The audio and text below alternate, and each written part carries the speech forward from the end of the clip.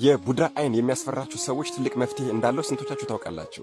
አዎ የቡዳ አይን የሚያስፈራችሁ፣ የቡዳ አይን የሚያስደነግጣችሁ፣ እንዲሁ በአጠቃላይ ቡዳን የምትፈሩ ሰዎች፣ ቡዳ ህይወታችሁን ያበላሻችባችሁ ሰዎች በሙሉ አዎ ቅዱሳን በቅጽል ስማቸው የጣናው መብረቅ እያሉ የሚጠሯቸው ቅዱሱ የዋሁ ሩህሩህና ፈጥኖ ደራሹ አባታችን አቡነ በትረ ማርያም ቃል ኪዳን እንዳላቸው ስንቶቻችሁ ታውቃላችሁ?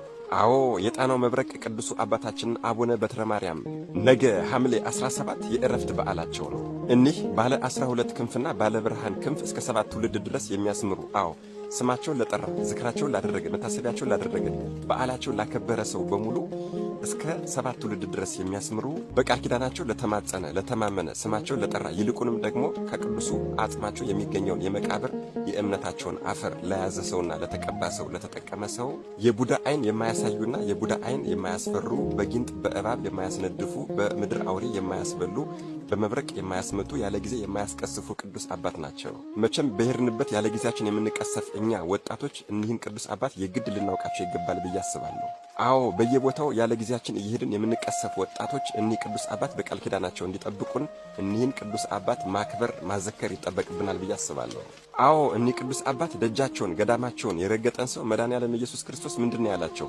ገዳምህን የረገጠ ኢየሩሳሌም ጎለጎታ የኔን መቃብር እንደተሳለመ እቆጥርለታለሁ ብሏቸዋል። የአንተ ስም በተጠራበት አጋንንት እስከ 80 ክንድ ድረስ ይርቃሉ ተብለዋል። በቤተ ክርስቲያን ተገኝቶ ልጆቹን ክርስትና ያስነሳ ሰው አይን ያላየውን ጆሮ ያልሰማውን እንዳንተ ላሉ ቅዱሳን የሚሰጠውን ዋጋ በሰማይ እሰጣቸዋለሁ ተብሏል። ደስ ብሎት የገድልህ መጽሐፍ የጻፈ ያጻፈ የሰማ ያሰማ የተረጎመ ያስተረጎመ በዓልህን ያከበረ ላዘኑና ለተከዙ ሰዎች በአንተ ስም ተገኝቶ ስምህን ጠርቶ ያጽናናና ያስደሰተ ሰው እስከ 7 ትውልድ ድረስ እምርልሃለሁ በመንግሥተ ሰማያትም ትልቅ አዳራሽ እሰጥልሃለሁ ተብሎ ቃል ኪዳን ተገብቶላቸዋል።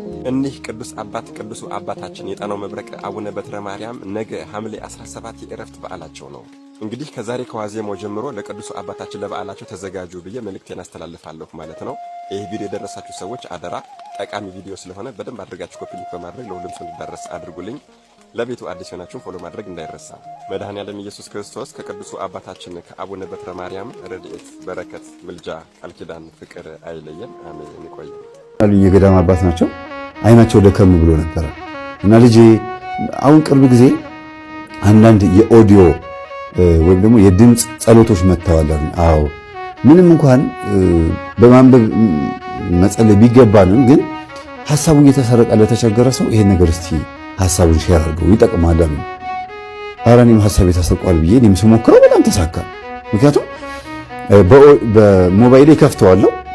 ዋየርለስ የሆነ አዲስ የመጣ ሂርፎን አለ እዚህ ጋር የሚሰካ በብሉቱዝ ከሞባይሉ ጋር ይገናኛል። በደንብ አዳምጡኝ። በብሉቱዝ ከሞባይሉ ጋር ይገናኝና ከዛ የሰኞ አርጋኖን ጸሎት ለምሳሌ ስንጸልየው በጣም ረጅም ነው፣ ብዙ ነው አይደል?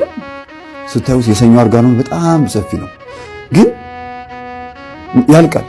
ተነቦ ግን አይደለም ያልቀው፣ በጣም ከባድ ነው። በእርግጥ አርጋኖን ተጀምሮ አይቋረጥም። ንጉሱን ወይም ደግሞ ምዕራፉን ጸልያችሁ የምታቋርጡ ሰዎች አላችሁ። ይሄ እንዳይሆን ከሌሊቱ 10 ሰዓት ተነስታችሁ ማንበብ የምትፈልጉ ሰዎች ነው። የኦዲዮን በኋላ መጣበታለሁ። ማንበብ የምትፈልጉ ሰዎች ሌሊት 10 ሰዓት ተነስታችሁ አንብባችሁ ብትጨርሱት ነው የሚሻለው 12 ሰዓት እንጂ አቋርጦ ነው። ከሰኞ ከጸልያችሁ በኋላ ማክሰኞ አትድገሙት። የማክሰኞ አትጸልዩ። በሚቀጥለው ሳምንት ነው የማክሰኞ መጸለይ ያለባችሁ። ፍቅሯ እንዲያድርባችሁ፣ ጸሎቱን እንዳትሰለቹት፣ በዛብኝ ብላችሁ እንዳታቋርጡት። አያችሁ፣ በሳምንት አንዱን ቀን እያለፋችሁ በሚቀጥለው ሳምንት ደግሞ ማክሰኞ ማታ የሮብን ወይም ደግሞ ሮብ ጠዋት የሮብን ትጸልያላችሁ ማለት ነው። አርጋኑን በሳምንት እንደዚህ አድርጋችሁ የምትጸልዩ ከሆነ የእመቤታችን ፍቅር ያድርባችኋል። ቃሉ ከአይምሯችሁ ውስጥ አይጠፋም። በናፍቆት ትጠብቁታላችሁ በሳምንት። ይሄ ለአንባቢዎች ነው የምነግራችሁ። በቀን ጸልዩት ብዬ አልመክርም እኔ። መቼ መሰላችሁ ይሄን የምትጸልዩት? በጣም ስትበረቱ ስትጠነክሩ፣ አይምሯችሁ መሰብሰብ ሲችል፣ በስጋው ደግሞ በጣም የበረታችሁ ሰዎች ከሆናችሁ ብታረጉትም ችግር የለውም። ካልሆነ ግን ለሌሎች ጸሎቶች እድል እየሰጣችሁ በሳምንት አንድ ቀን አርጋኖንን ቀኑን ሽፍት እያደረጋችሁ እየቀየራችሁ መሄድ በተከታታይ ማለት ነው። ማንበብ ላቃታችሁ፣ ሐሳባችሁ ለሚበተን በጣም ለተቸገራችሁ ሰዎች ደግሞ ወንድማችንን የመከርኩት ይሄን ምክር ነው። ተሳክቶለታል። የሚገርማችሁ በጣም ግን እኔ ስለመከርኩት እኔ አባቴ ስለመከሩኝ እኚህ በገዳም ያገኘኋቸው አባት ስለመከሩኝ ነው ለእናንተ ይሄን ነገር የምነግራችሁ። ለወንድማችንም ነግሬው ስኬታማ ስለሆነ ነው። በኦዲዮ የሰኞን አርጋኖን ክፈተው አልኩት።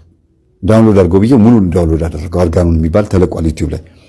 ያንን ከፈተውና ጆሮ ላይ ሰክቶ ልክ ማንበብ ሲጀምር በዕብራይስጥ ማርያም የምትባይ እመቤቴ ማርያም ሆይ እያለ ልክ ሲል እሱም በዕብራይስጥ ማርያም የምትባይ እመቤቴ ማርያም ሆይ እያለ ይላል። አብሮ ከአፉ ጋር ነው የሚለው ከሚጸልየው ሰው አፍ ጋር እኩል። በተለይ ቤተ ስላሴ የሚባል አዲስ የጸሎት ዩቲዩብ ተከፍቷል። በጣም ምርጥ መንፈሳዊ ወንድማችን ነው። የእሱን ዩቲዩብ እየገባችሁ በሚመች መልኩ አቅርቦታል። ከአፉ እኩል የምትጸልዩት አፋችሁ ነው። ስግደቱ ግን በእርጋታ ነው። እየሰገዳችሁ እንደዚህ እያላችሁት እኩል በዕብራይስጥ ማርያም የምትባይ እመቤቴ ማርያም ሆይ ምናምን እያላችሁ ልክ እንደዚህ ቃሉን እያላችሁት መስገድ ማለት ነው። ከላይ እየተነሳችሁ አሁን አይምሯችሁን አይሰርቀውም። ለምን? ቃሉን እየተከተላችሁ ስለምትሉት አይበተንም አይምሯችሁ።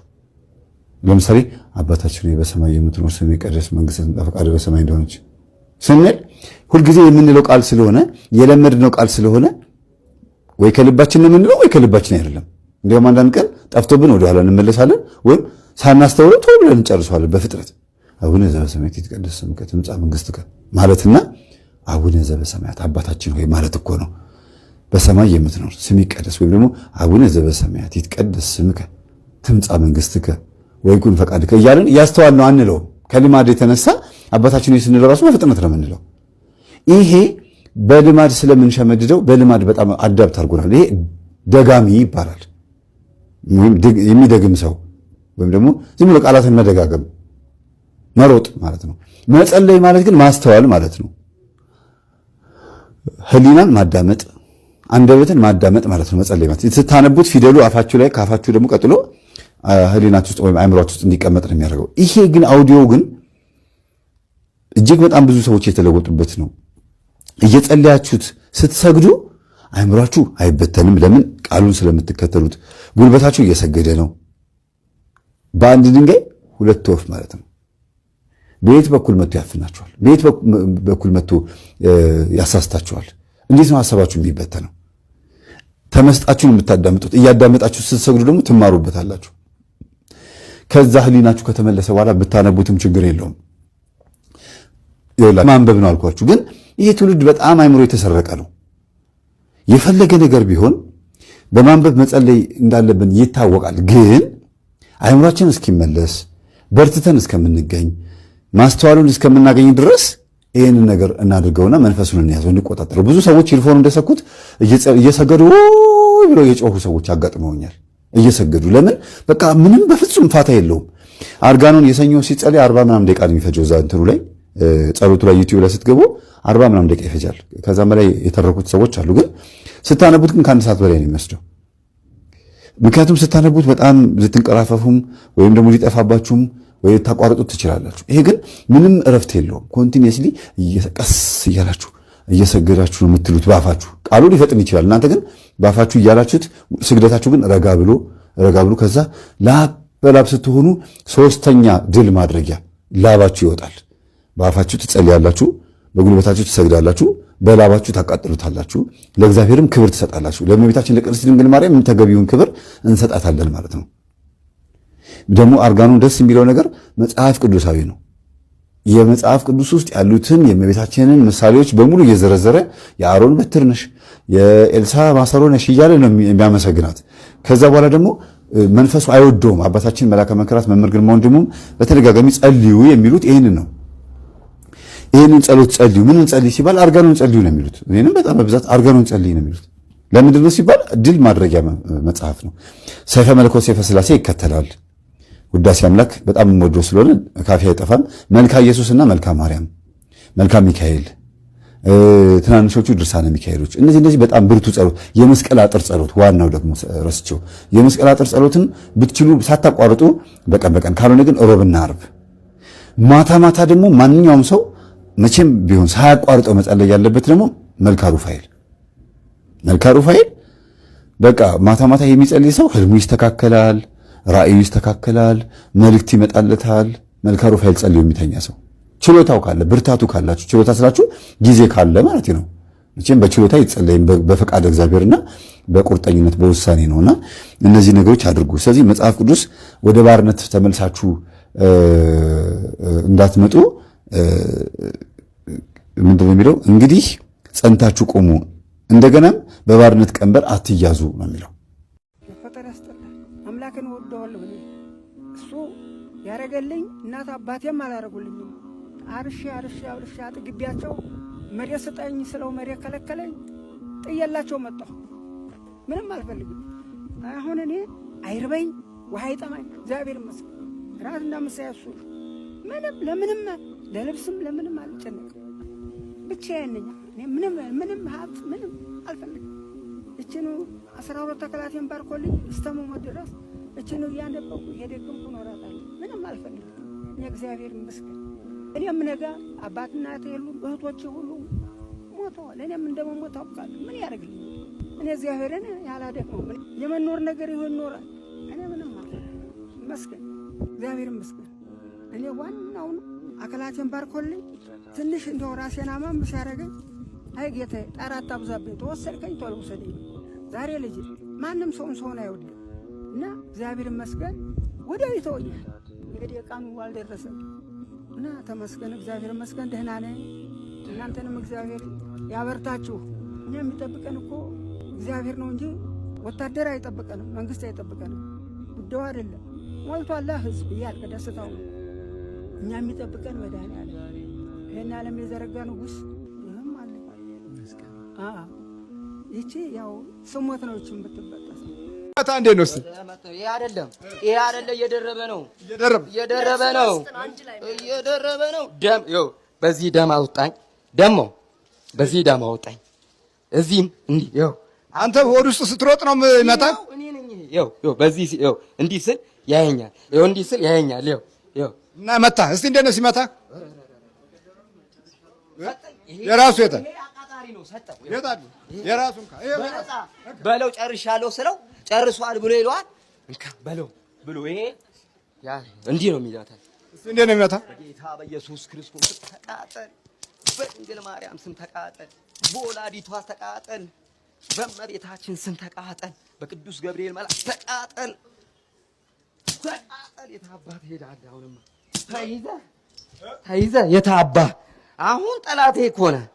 ማምለጫ የለም። ሸውደኸኛል። ለብዙ ዘመናት ያለቅሳል። ደግሞ ለብዙ ዘመናት እድሜን በላ ሳላውቅህ ያለቅሳል ስሉ እየነገረ ለብዙ ዘመናት አስፋልት ለአስፋልት አስተኛኝ። አሁን እግዚአብሔር የተመሰገነ ይሁን ጠላቴን አወቅኩት። ግድ የለም ስራ ቦታ ይመጣል፣ እጫወትበታለሁ። እዚህ ላይ ይሆንና ትንፋሹን እቀይረዋለሁ። ችግር የለውም። እንገናኛለን። ፍሬንድ ይለኛል። ፍሬንድ ይላል። አብሽር ይለኛል። አብሽር ይላል። እንገናኛለን። አሁን እዚህ ረብሽ ጣጣ የለውም። እንሄዳለን አይደለ? ሲሄድልህ ቤቱ የሱ አይመስልም። ጠቅላላ ይሄ የኳስ ተጫዋች ስል ምናምን የለም። ጠቅላላ ቅዱሳኖቹ ናቸው ያሉት። በስ ይጀልጣል። ተንበርከክ ይላል። በቃ ተንበርከክ።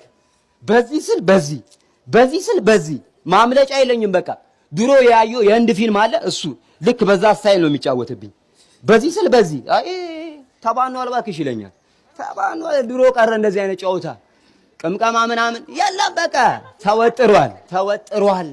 ፊልሙን ላተከለከልን። ይሄ ግድያ፣ ሽጉጥ፣ አክሽን ምናምን እንወዳለን። የዚች ታናሽም ነበር አብረን እሱ ብቻ ነው የሚልካቸው የምናሳየው። አሁን ላፕቶፑ ሲከፈት አንተ፣ መጽሐፉ ሲገለጥ አንተ፣ ቴሌቪዥን ይሄ ምናምን የሰይጣን የሆነ ነጮቹን አትዩ ያሉ በቃ እንዲህ እኛ እሱን ይሸክሸክ የቫምፓየር ደም ምጥጥ እሱን ነው የምንወደው። ለህፃናት ልጆች እሱን ማስተማር ነው የምንፈልገው። ለህፃናት ቫምፓየር ልጅ እንዳይወልድ ተብሎ በልጅነቱ ተመተተ ነበረ። እድሜ ለአንተ ያንተ እጅ ነካ። ይኸው በሳሙኤል ትምህርት ጊዜ ሳሙኤል አሉ። ይሄን ልጅ የት አለ? ይኸው ሳሙኤል ልጁ ነው። የማርያም ልጅ ሳሙኤል አሉ ስሙ። የሳሙኤልን ትምህርት እያስተማርክ ነበር አንተ። አሃ የሳሙኤል ትምህርት እየተማረ ነው። አዎ እየተማረ። አሁን ሳሙኤል ነው ልጁ። ሳሙኤል አሉ 40 ቀን በ40 ቀኑ ክርስትና አስነሳውና ከ40 ቀኑ ጀምሮ አንዲት ቀን ጎላ አታውቅም። ከዚች ቦታ ጠፍቶ አያውቅም። ያውን 7 ወር ከምናምኑ ነው ልጁ። አዎ ሳመው በቃ ነው። አረ ረዛ ምን አገባኝና ነው የምስመው? ምን አገባኝና ነው የምስመው? አብረህ መወለድ አልቻልክም እንደሱ። የሚካኤል ሰጠው ወስዶ እዛ ጎላ ሚካኤል ለሰው አልሰጥም። እኔ እንዲህ ተሰቃይቼ አድቄ ደሞ እሳቸው በሳቸው እንትን ተገኝቶልኝ በማርያም ቀን ተወልዶ ለሰው አይሰጥም። ለቅዱስ ሚካኤል ጎላ ሚካኤል ወስዶ ሰጠ። ገባ ጎላ በልበሳው እንደዚህ አጠቋቁሮ ለቀቀ። እንደዚህ መንሸሻ አድርጎኛል። መንሸሻ አደረገኝ። ምንድነው መሸሻ? የእንጀራ ማንሰሻዬ ማሰሻ ተጫውቶ ማሰሻ አደረገ። ማንሰሻ አደረገኝ። ተጫወተብኝ። እጣን ይኸውልህ፣ እጣን ማጤሻ አለው። ትንሽዬ እጣን ማጤሻ ይመጣል። እዚች አንተን አስባርኮ ጡት ሳይጠባ ይሄን ሕፃኑ ልጅ ጡት ሳይጠባ በጠዋቱ ቅባ ቅዱስ ያጠጧል። ከዛ ጡት አጥብ ይላታል። እጣን እሱም እየታጠነ እዚህ ውስጥ ከቶ ልጁን የሚያጥነው እንዴት ላድርግ? ምርር ታውቃለህ? ምርር እንደኔ መረረው የለም የለም የለም የለም። ተዘጋጅሽ ወጥ እግዚአብሔር የሰጠ ሁለተኛ እድል አለ ለመኖር። አዎ ከምን አትርፈዋል እንዴ? አንተም እኮ ዘገበዋል ሰይፉ። የዛሬ 11 ዓመት ተኩል እንደገና የተፈጠርኩት አሁን እኔ ስንት ዓመት ነው የሚባል 11 ዓመት ተኩል ምናምን ብል ደስ ይለኛል። ቀኑ ህዳር 7 ነው። ዓመተ ምህረቱ 2007 ነው። ቦታው የረር ስላሴ 7 ነው። ስላሴ 7 ነው የሚውል። በእነዚህ ቀን በስድስት ታሰረልኝ የቅድስት አርሴማ ማለት የክፉ መናፍስት አሰራር በህይወቴ የተቸገርኩበት 7 ጊዜ ጮኸ ውጣ ተብሎ መምህር ግርማ ጋር ረስተዋል። 11 ዓመት ተኩል ደውለህ እኮ ጠይቀኝ እና እግዚአብሔር ሁለተኛ እድል ለመኖር እድል የሰጠኝ ያ ቀን። ከዛን ቀን በኋላ በህይወቴ ብዙ ነገሮች ተቀይረዋል፣ ከባህሪ ከማንነት ጀምሮ እና ይሄን ላደረገ እግዚአብሔር በእውነት ትልቅ እግዚአብሔርን አመስግኑለት። በጣም ማርያም ያ ቀን ለኔ ትልቋ ከርቭ ተርኒንግ ፖይንት ማለት በህይወትህ አሁን ጫፍና ጫፍ የሆኑ ነገሮች አሉ። በጣም ማትረሳው ከሀዘን ጋር በተገናኘና ከደስታ ጋር በተገናኘ በጣም ደስታስ፣ አሁን ቅድም የሀዘኑን አውርተናል። ፋዘር የሞተ ጊዜ በህይወቴ በቃ እኛ ቤት እንደዚህ ቅርብ የሆነ ሰው ምናምን ሞቶ አያውቅም። ሶ ምን አደረኩ? አሁን ሳስበው እንኳን ሞተ እንኳን አልኖረ የዛኔ ማመን አልቻልኩም። ፋዘር እና ማዘር የተጋቡት የዓመቱ ሚካኤል ዕለት ነው። ቁረቡ ብያቸው የቆረቡት የዓመቱ ሚካኤል ዕለት ነው። እንደገና ፋዘር ያረፈው የዓመቱ ሚካኤል ዕለት ነው። ስለዚህ ምን ማድረግ ነበረብኝ? ራሴ ነኝ እንጂ ሳጥኑን መገዛው አልኩኝ። ማንም አይገዛም። እንደገና አንድ የተማርኳት ነገር ነበረች፣ ራሴ ተግባራዊ ያደረኳት የፈስ ድግምት የምትባለው አድርጌያለሁ። ንስሐ ነው። እንዴት ነው ያደረኩት? ጎጃም ቅኔ ቤት እያለሁ አሁን በእንተ ስማ ለማርያም ስለመብራን ስል አንዷ ወጣት ከዚች ከፍ ትላለች እየዘፈነች ተሜ አትቁም ነው የሚባለው አገር ቤት በሸዋ እግዚአብሔር ይስጥህ ነው የሚባለው ታውቁ እንደሆነ። እዚያ ግን ስንለምን ምግብ ከሌለ አትቁም ተሜ ወደ ሌላ ቦታ ሂድ ነው የምንባለው። ልጅ መሆኔን አይታ ቀለደችብኝ። እስቲ ይችን የተማርኳትን ነገር ልሞክር አልኩና ስሟና የእናቷ ስም ነው የሚጠየቀው። ኮከቡ ነው የሚቆጠረው። ኮከቡ ተቆጥሮ ሸርጣን ወይ አሰድሳት ወይ የሆነ ነገር ብቻ ይወጣል። የልጅቷን ስም ከጎረቤት ሄጄ ከልጆች ስጠይቅ አንጓች ነው ስሟ አለኝ። አንጓች ከሆነ የእናትየዋ ስም ደግሞ መታወቅ አለበት። አሁን የእናትየዋን ስም ደግሞ ጠየቅኩና ስረዳ የሁለቱን ስም ሳወጣው 12 ሲሞላ ከ12 በላይ ያለውን ቁጥር ትይዙና 12 እንጥላችሁ ከዚያ በኋላ አውደ ነገስት የሚባል መጽሐፍ አለ። እሱን ሳወጣው ሸርጣን ነው ኮከቧ። አሁን በሸርጣን የማይነቃነቅ ድንጋይ ላይ ተቆሞ ነው የሚደገመው። አዝረጥ ዋዝረጥ ከዚያ በኋላ አልነገራችሁ ነው። አሁን ከሌላ ቦታ ተመልሼ ስመጣ ውጊያው ተጀምሯል። በቃ በኃይለኛው ያስኬዳል። ያንን ነበር የምፈልገው እኔም ራሱ ድምፅ የሌለው አይደለም። በምሲል የተደሰትኩት መደሰት እውነቴን ነው የምላችሁ። ወላዲተ አምላክ ይቅር ትበለኝ። እኔ ወዲያውኑ ከፍተኛ የሆነ ደስታ ነው የተሰማኝ። ምክንያቱም አካባቢውን አድርሼ ኮፌዲያ አልሞላም ነበረ። በጣም ቅር ብሎኝ ነበር። አሁን ቀጥታ ተመልሼ ቅኔ ቤት እያለሁ ሰውየው ከግብርና ቦታ ሲመለስ ባለቤቱ ሌላ ዓለም ውስጥ ገብታለች። እኔም የምፈልገው ያንን ነበረ። በልጅቱ የደገምኩት ወደ እናትየዋ እንዲተላለፍ ነው። እናትየዋ ናት ያንን ድርጊት ማካሄድ ያለባት። አሁን ሲጠይቅ አንድ ትንሽ ልጅ መጥቶ ነበረ ደበሎ ለባሽ ትለዋለች። የቅኔ ተማሪዎች ደግሞ በዚህ በኩል ከፍተኛ የሆነ ጥርጣሬ አለ። ደጋሚዎች ናቸው ተብለን አሁን በቀጥታ መጥቶ ስለ ቅዱስ ጊዮርጊስ ነው ያለው። መምህራችን እጃቸውን አጨበጨቡ። በቀጥታ ትምህርቱ ቆመ። ማታ ስንጠየቅ መዋሸት የለም፣ አስተማሪ ፊት መዋሸት ነውር ነው። ማን ነው ይሄንን ያደረገ ተብሎ ተጠየቀ። እኔ ነኝ። ከተማሪዎቹ መካከል በጣም ትንሹ ተማሪ እኔ ነኝ። እንዴት አሉ። በእንተ ስማ ለማርያም ስለመብርሃን ብዬ ስለምን እየዘፈነች ተሜ አትቁም አላለችኝም፣ ስለዚህ ደግሜባታለሁ አሉ። ሰውየው ምንድን ነው ያለው? እንደ ስለ ቅዱስ ጊዮርጊስ ብለህ ነገ ስትመጣ አንድ እንጀራ በወጥ ያለ ምንም ጥርጥር ይመደብልሃል አለኝ። ከተመደበልኝ በቃ አንተ ሂድ እኔ እፈታታለሁ አለ። በኋላ ማፍረሻም ስላለው የሚደገም ነገር አለ። እሱ ይደገምና ውጊያው ቆሞ አገኘው። ሲሄድ ሰላም ተፈጥሯል። ጠዋት ነው የሄድኩት። ጠዋት እጄ በእንተ ስማ ይኸው ነው ያለችው። ይኸው እንደ ሁልጊዜ ና ነው ያለችው። ይሄን አውቃለሁ እኔ ራሴ ያደረኩት። ሌላውን መናገር አያስፈልግም። ለምሳሌ ዕፀ መሰጉር የሚባል አለ። ዕፀ መሰጉር ማለት ድግስ ይኖራል። አንድ ቦታ ድግስ ሲኖር እኔ ገብቼ መብላት እችላለሁ። ያ ሰው ግን አያየኝም። በምንም ታምር አያዩኝም። እኔ ገብቼ የምፈልገውን ያህል በልቼ ጠግቤ ውልቅ ነው። እንደገና ደግሞ አቃቤ ርዕስ የሚባል አለ እዚህ ጋር ጥይት የማያስመጣ። እነዚህ ነገሮች ሁሉ ባለፈው አባታችን ቁጥር 12 ላይ ነው መሰለኝ ባልሳሳት፣ እዚያ ላይ ሳይ በጣም ሳቄ ነው የመጣው። ይቺ ነገር እኔንም ይመለከታል ነው ያልኩት። ስለዚህ ብዙ ነገሮች አሉ፣ የማይሰራ ስራ የለም። ግን ይሄ ሲሆን በምን አምነን ነው የምንደግመው? ማጋነንት። ልብ አድርጉ፣ የእግዚአብሔርን መንግስት አገኛለሁ ብዬ አይደለም የምደግመው። የአጋንንት መንፈስ በአጠቃላይ እንዲሰፍርብኝ አምኜ ነው የምደግመው እንጂ ድርሳነ ሚካኤል አያስፈልግም። ሌሎች መጻሕፍት መድገም አንችልም። ይህንን ለማለት ነው አባታችን